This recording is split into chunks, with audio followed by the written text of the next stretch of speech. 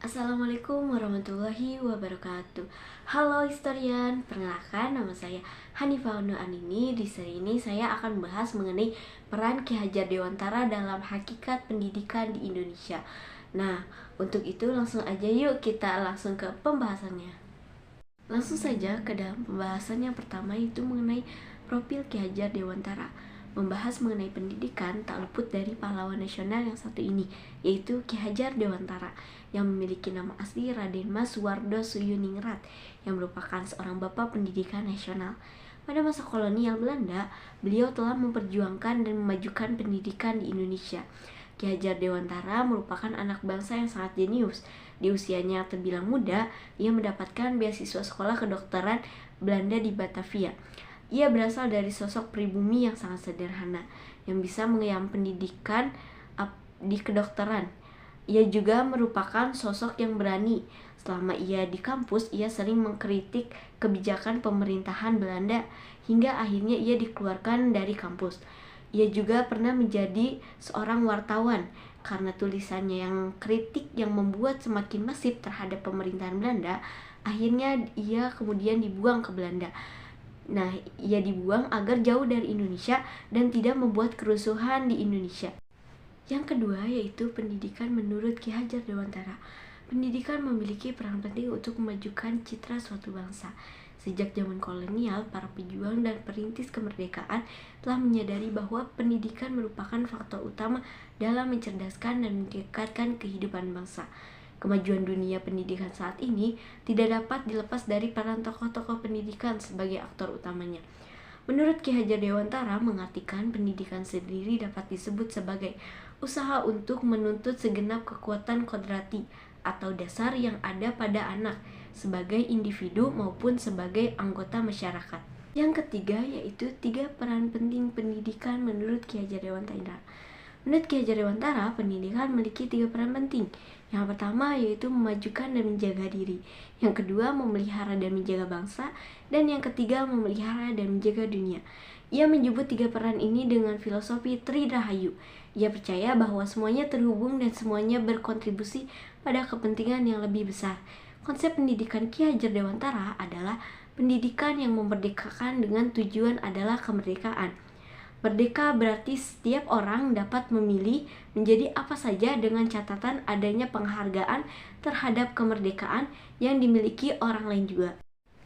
Yang keempat yaitu dasar-dasar pendidikan menurut Ki Hajar Dewantara. Ki Hajar Dewantara memberikan pemikiran yang tentang dasar-dasar pendidikan. Menurut Ki Hajar Dewantara, pendidikan bertujuan untuk menuntut segala kodrat yang ada pada anak-anak agar mereka dapat mencapai keselamatan dan kebahagiaan yang setinggi-tingginya. Ki Hajar Dewantara juga mengingatkan para pendidik untuk tetap terbuka dan mengikuti perkembangan zaman yang ada. Namun tidak semua yang baru itu baik, jadi perlu diselaraskan dulu. Indonesia juga memiliki potensi-potensi kultural yang dapat dijadikan sebagai sumber belajar. Artinya bahwa setiap anak sudah membawa sifat atau karakternya masing-masing. Jadi sebagai guru kita tidak bisa menghapus sifat dasar tadi. Yang bisa dilakukan adalah menunjukkan dan membimbing mereka agar muncul sifat-sifat baiknya sehingga menutupi atau mengaburkan sifat-sifat jeleknya. Yang kelima yaitu upaya pendidikan menurut Ki Hajar Dewantara.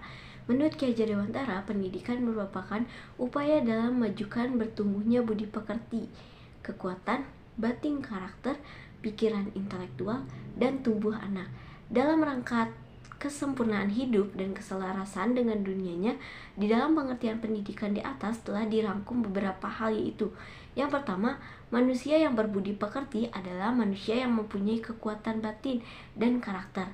Artinya, adanya pendidikan adalah untuk mengarahkan citra manusia di Indonesia agar menjadi manusia yang berpendirian teguh untuk berpihak pada nilai-nilai kebenaran.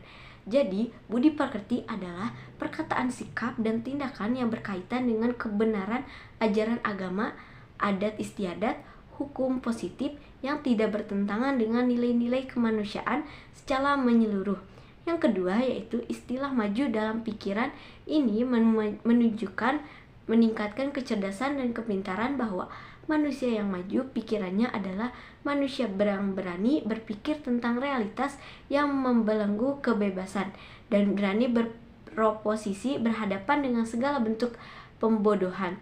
Ketiga, yaitu kemajuan tatanan fisik atau tubuh bukan semata hanya tentang sehat secara jasmani, namun lebih kepada pengetahuan yang benar tentang fungsi-fungsi tubuhnya dan dapat memahami untuk memerdekakan dirinya dari segala dorongan ke arah tindakan kejahatan.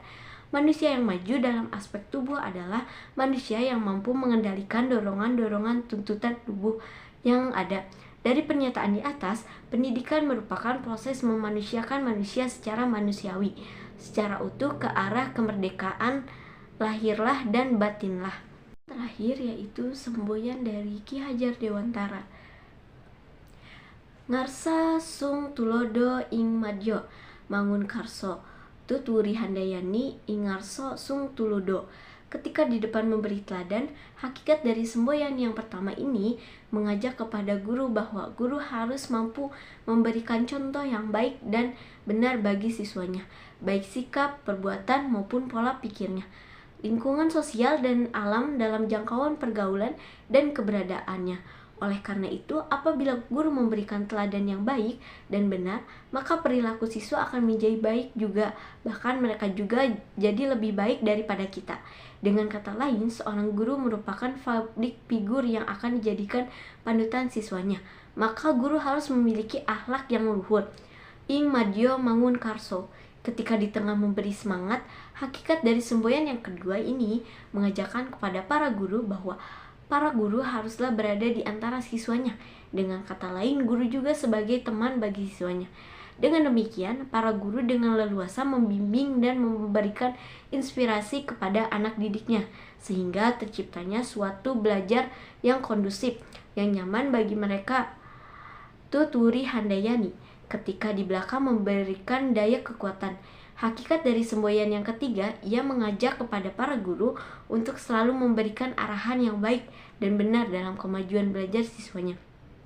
Oleh karena itu, para guru dapat memotivasi anak didiknya untuk lebih giat dalam belajar.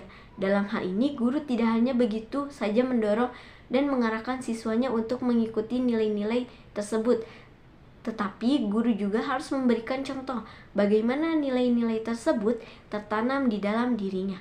Selain memberi contoh, guru juga harus mengarahkan nilai-nilai tersebut di tengah-tengah siswa dan memberi motivasi mereka untuk bertindak agar sesuai dengan nilai-nilai tersebut. Ki Hajar Dewantara berpendapat bahwa yang dimaksud dengan pengajaran adalah upaya memerdekakan aspek badaniah manusia. Sekian pemaparan materi dari saya mengenai peran Ki Hajar Dewantara dalam hakikat pendidikan di Indonesia. Kurang lebihnya mohon maaf. Wassalamualaikum warahmatullahi wabarakatuh.